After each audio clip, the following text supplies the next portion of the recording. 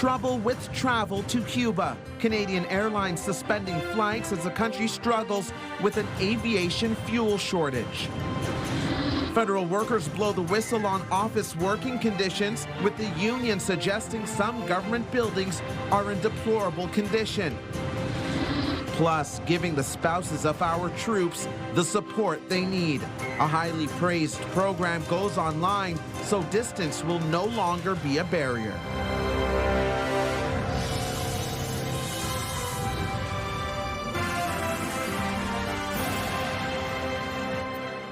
Good evening. Ottawa residents looking to escape the cold are feeling the fallout of a fuel shortage in Cuba tonight. The country's supply is running low following U.S. action on Venezuela, and now Canadian Airlines are calling off flights after getting a warning notice from Cuban aviation officials. I feel bad for the workers and stuff. Like, this is their livelihood and they're looking forward to tourism. It's just really unfortunate because of the Cuban people, and they have so many shortages there as it is. Those passengers just returning to Canada from Cuba earlier today. Some suggested it wasn't immediately apparent while they were there that there were issues, but there are several reports of resorts consolidating their guests, meaning some tourists won't be staying at the location they booked. And a few Ottawa residents that were set to leave tomorrow have had their flights canceled. As CTV's Austin Lee tells us, Air Canada is going to pick up Canadians, but won't be bringing any more down until further notice. We understand that you like my country, you like to go there and have a good time. This is not the right moment to do that. It's a difficult time for many Cubans in Ottawa, watching from afar as their home country is under immense pressure. It's very sad because the only thing that is light up there is the coast with the resorts. But when you go inside, it's all dark. They don't have electricity. They don't have fuel. It's projected that as of Tuesday, aviation fuel will not be commercially available at Cuban airports, leading Air Canada to suspend service to the island. The airline says over the following days it will operate empty flights southbound to pick up approximately 3,000 customers already there to return them home. You should expect fuel shortages. You should expect potential blackouts. You may expect medication, food shortages. We came to Cuba knowing what to expect. There's some things you'll have every day, some things you won't. I mean, that's a norm for here. Tourists are also being moved from one resort to another due to a lack of resources. They are conserving energy and putting people all in one hotel or certain hotels and closing other ones down. That in itself is scary. Cuba depends on Venezuela to meet its energy needs, but with the United States preventing fuel exports to the island nation, Cuba is struggling. Cubans in Ottawa say they are waiting and hoping for a change of government in their home country. We should have that regime removed. I think we are honestly holding on to that hope for our people there. And at this time, I think the smart thing to do is just to avoid going to Cuba. Cuba is going to collapse. It's collapsing already. It's been very, very hard because I know that my country could have been so well off than what it is today if we did not have that dictatorship in my country anymore. Austin Lee, CTV News. WestJet has now followed suit in suspending flights between Canada and the U.S., and that includes Sunwing Vacations. And Cuba, I should say. This move came just hours after Air Canada's announcement. And in an update at 8:30 tonight, Air Transat got on board with the other airlines. At first, they had taken the approach of being flexible if customers wanted to rebook for somewhere else. But now, Air Transat's messaging has changed and says it is suspending flights to Cuba until April 30th. The situation has been fairly fluid this afternoon, but you can keep checking ctvnewsottawa.ca for the very latest. And here's a live look through our Centennial Glass Sky Cam at why so many people look to travel south at this time of year. It's minus 12 out there currently. Let's have our first look at the forecast. We are under a special weather statement being issued from Environment Canada. They're warning that we could see 7 to 12 centimeters of snow as of tomorrow night. Some of that snowfall could linger into Wednesday, but it'll be tapering off into flurries. So you're being warned right now that 7 to 12 centimeters of snow could start tonight and last all day tomorrow. Could be heavy at times, so be on the lookout for that morning commute. When you wake up, minus 15 to start things off, and a daytime high hovering around minus 9 or minus 8. Turning now to the latest in the federal worker fight to keep working from home. The largest public sector union now says the office conditions are far from great, suggesting they've received hundreds of reports that there are bugs and bats in the building, with some members finding mouse droppings on their desk. Here's CTV's Katie Griffin. As federal workers prepare to spend more time in the office, a warning from Canada's largest public sector union. Currently, the conditions within the offices are horrendous. There's still issues with the buildings. There's bed bugs, pests. We're talking about mice, bats. There's just issues with the actual setup, and there's not enough space. This comes after a new directive was issued last week requiring most federal public service workers to be in the office 4 days a week as of July 6th. We know that they've grown by tens of thousands of people since the pandemic, and we know that they've downsized space. So we're concerned that the math equation might not be working. Commercial real estate expert Sean Hamilton says the government needs a strategy and a plan. There is a solution that the federal government could offer, high quality space to its workforce by leasing space from the private sector, essentially taking the space back that they divested of. The federal budget outlined a plan for Public Services and Procurement Canada to reduce its office portfolio by 50% over the next 10 years. In a statement, the department says given the increase of on-site presence for employees, the reduction target will be adjusted accordingly. Planning in this regard is underway. The new in-office mandate prompting PSAC to file an unfair labor practice complaint. People's mental health has been impacted, and now they're told, by the way, we're changing your working conditions and you're required to come in 4 days a week. It doesn't make sense. Katie Griffin, CTV News. And an Ottawa area Liberal MP is calling on his own government to reconsider the return to office policy. Bruce Fanjoy, the MP for Carleton, says the policy will cost both the government and citizens more and increase pollution. He says there's little to no evidence that a one-size return to office policy will improve productivity, and adds it will make it harder for public servants to balance work with other responsibilities. Speaking of more people commuting to work, potentially, those living in the East End could soon have a hard time doing just that. A new construction project is set to begin along a major corridor in Orléans. City crews will begin work next week to replace aging water main pipes on St. Joseph Boulevard from west of Jeanne d'Arc Boulevard to Orléans Boulevard. CTV's Leah LaRocque has more. A massive construction project is coming to St. Joseph Boulevard. There's another route that's going to be down, so... The Silveras say it will only add to traffic headaches in one of Orleans' busiest roads. Tell me about traffic in Orleans these days. Yeah. Terrible. Yeah, it is terrible.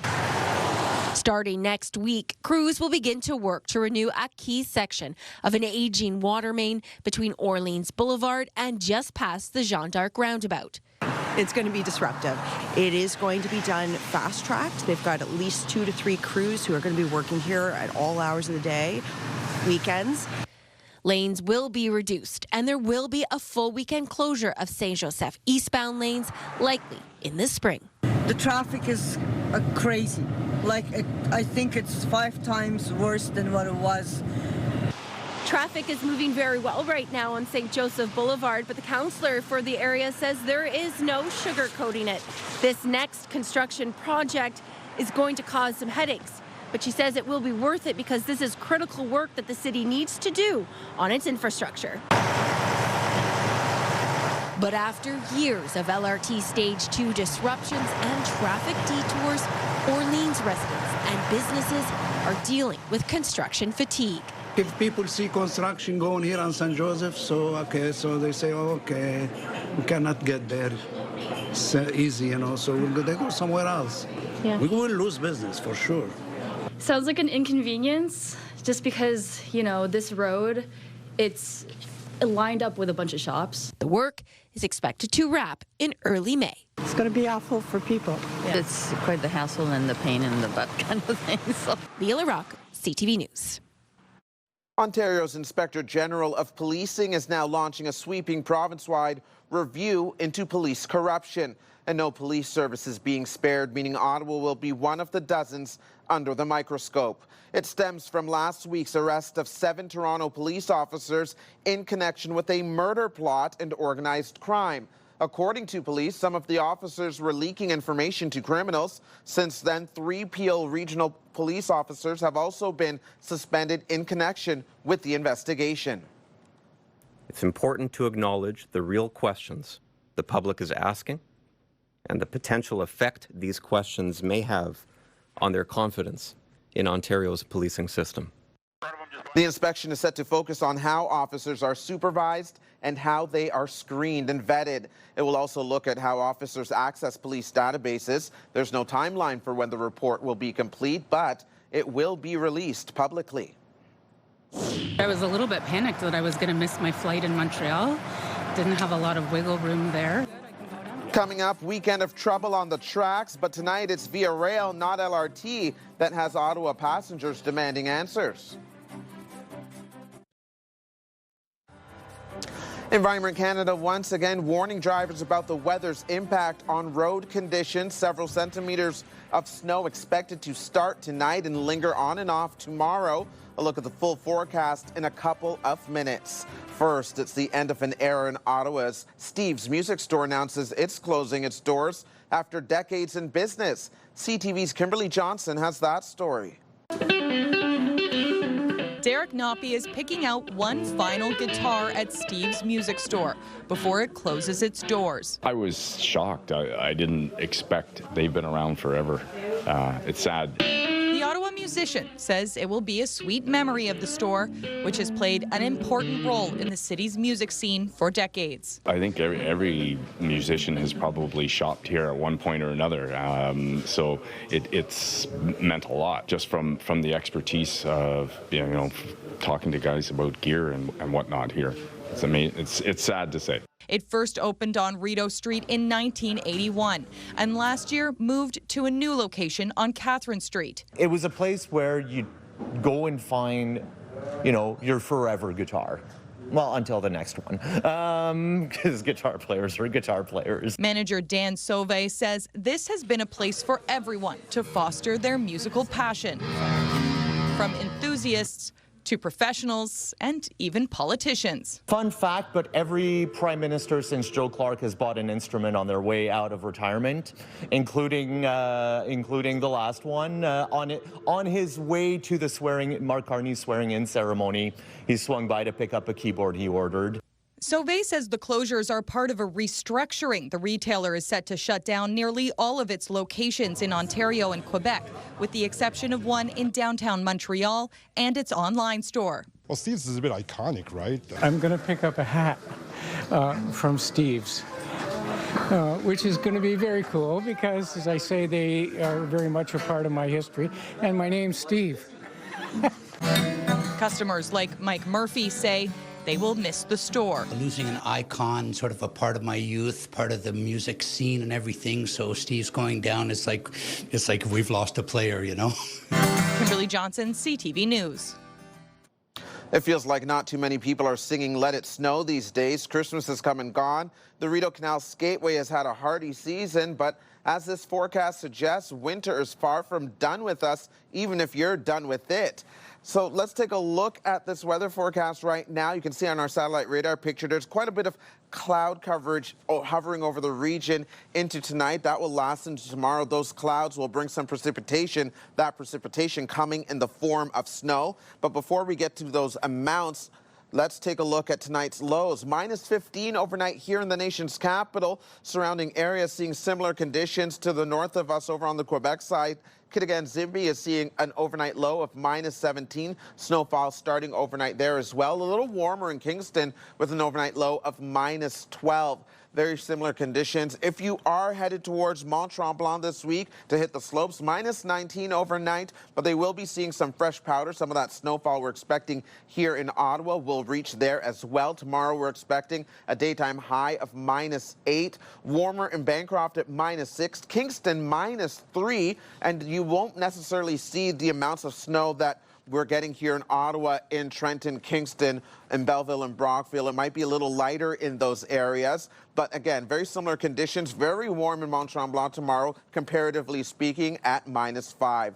Let's take a look at that 7-day forecast now.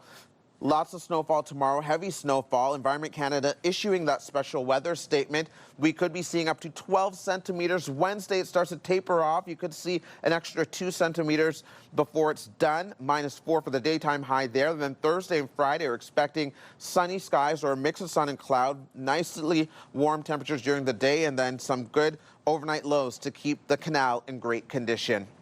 Well, some don't like long-distance driving in the winter, and so train travel feels like a safer option. But this weekend, it didn't feel like the most reliable. Trains in and out of Ottawa were canceled today and yesterday, leaving Via Rail travelers stuck and looking for answers. Here's Josh Morano. Stacey O'Neill found out Monday morning that her trip from Fallowfield Station to Montreal later that day was canceled. I was a little bit panicked that I was going to miss my flight in Montreal. Didn't have a lot of wiggle room there. She was rebooked on an earlier train, but that one got delayed too. I got an email saying it was going to be late and by an hour. So she hopped in an Uber to Ottawa, a larger station, to make sure she could get to Montreal. I just wasn't sure if my connection would be on time, so I came here. Similar scenes played out across Ontario and Quebec after Via Rail canceled 8 trains Monday between Ottawa, Montreal, and Toronto, citing operational constraints. I was panicking because the whole train was canceled, and we don't know the exact reason, but they're having problems with one of the lines. In a statement provided to CTV News, the Crown Corporation states severe weather expected this week, combined with increased ridership around the Family Day weekend, necessitates temporarily reducing service to keep additional trains in reserve to limit the risk of prolonged delays. Via is a great service, and I really appreciate being there. I think people are much more understanding when they have advance warning and they aren't caught by surprise. So I wish them well, and I hope they can fix the problems. Via Rail says all passengers affected by the cancellations have either been rebooked or refunded at no cost. And for O'Neill, that means her trip to Portugal is still on. There's no problems. I'm going to make my connection. It's all good. No price difference in the ticket, so no refund, but no hiccups in my travel either, so that's good. Josh Morano, CTV News. It's about taking care of us so that we are in a better place to understand them better. Still to come, supporting the spouses of our military members, how one program is set to reach more right across the country.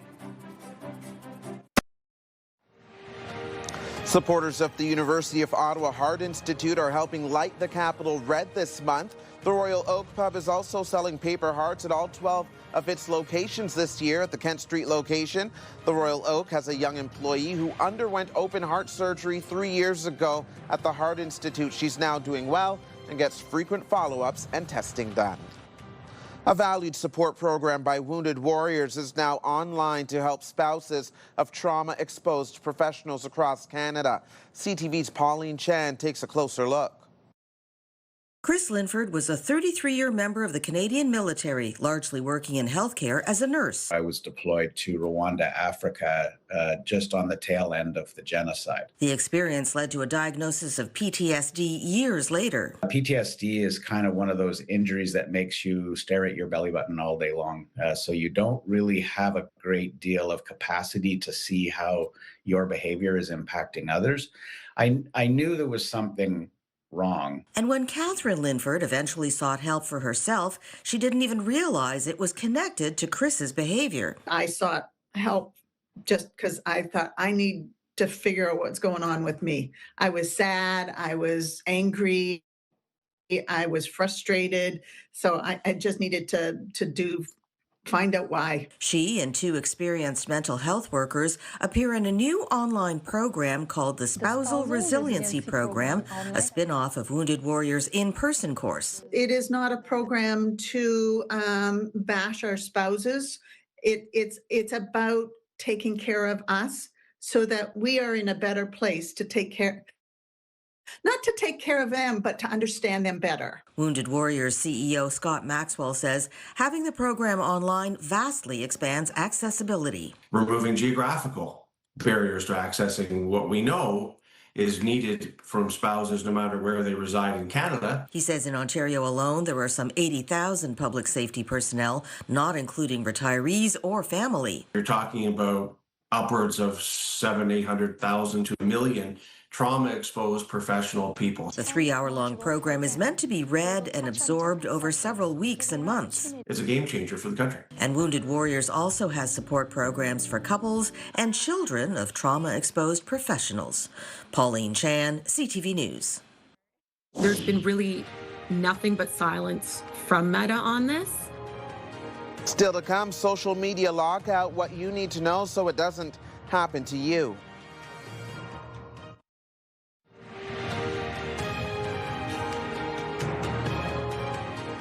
Many people use social media accounts to connect with family and friends. Others use the platforms for work and business. So if you get locked out without warning, you may lose photos, videos, and contacts. And if that does happen, it can seem almost impossible to get back into those accounts. Here's CTV's Pat Foran. It's something I rely on so much for getting new clients. Jennifer Gaskell of Whitby runs Pink Palm Travel, a business she has grown over the past 5 years using Instagram. That's how I grew a lot of my client base, which, is part of the reason why it really stings to have it be suspended right now. Last summer, Gaskell was stunned when her Instagram account was suspended for having inappropriate content, something that made no sense to her. It was flagged for the reasons that they gave me were absurd. It was like nudity, for example. I immediately was shocked. She contacted Meta to say there must be a mistake and to have her account reinstated without success. There's been really nothing but silence from Meta on this. It said that was banned, right? Suspended. Yeah, the San Sivaraj of Scarborough had an Instagram account for 10 years with over 1,000 followers. It was also suspended due to content violations. He has no idea why, and he also can't get it restored. Honestly, I just want my Instagram account back because I feel that I shouldn't lose it for something I didn't do. With Meta, they use automated systems to detect policy violations, and sometimes these automated systems can make a mistake. A social media expert says having suspended social media accounts reinstated can be difficult. All the content we're posting online, again, is rented to these social media platforms. It's not really our own. We don't have control over it the way we wish we could. A Meta spokesperson told CTV News support for Facebook and Instagram is available online, and there are steps to take to have accounts restored. But after months of trying, Sivaraja and Gaskell remain locked out of their accounts. They had to open new ones and start all over again. Personally, I've had a 50% drop in inquiries, so it does have a direct connection. Pat Foran, CTV News. The operator of Eddie Bauer's Canadian stores confirms it has filed for bankruptcy protection in the U.S. and will soon make a similar move in Canada. Eddie Bauer says the 220 stores across both countries will remain open, but it will host liquidation sales as the process gets underway, and the business seeks a potential buyer. If it can't find a buyer, Eddie Bauer will begin a gradual shutdown of its Canadian and U.S. operations. The company has 31 stores in Canada, with about half here in Ontario. Some have already started marking down inventory by at least 60%. When we return, showcasing some local support for Canada's women's hockey team at the Winter Games. Here's another live look through our Centennial Glass Sky Cam. It's -12 out there right now. Wind chill is a factor. And with the final check on weather, let's take a look at your wake-up weather forecast. -13 to start things off tomorrow, but we will warm up to about -8 or -9 again. Be on the lookout for heavy snowfall for your trip into work or school tomorrow morning. It will be on and off throughout the day. We could see up to 12 centimeters. Some calculations say 15 centimeters. Hopefully not that much. It'll kind of last into Wednesday, but taper off. Daytime high of -4 on Wednesday, sunshine on Thursday. And finally for us tonight, the Ottawa Charge hosting a watch party here in Ottawa this afternoon. Getting to see these athletes and on the world stage and here at home, it's incredible. We have some of the best athletes in the world, and seeing them hopefully get another win today It'll be awesome. Several fans came out to watch some of their hometown hockey stars battle it out at the Olympics. Charge players Brianne Jenner, Emily Clark, and Jocelyn Larocque are part of Team Canada. They won that game, but Marie-Philippe Poulin left injured. Final score 5-1. Keep supporting our team. That's CTV News for this Monday, February 9th. Thank you so much for watching, everyone. Have a wonderful night. Stay warm and stay safe.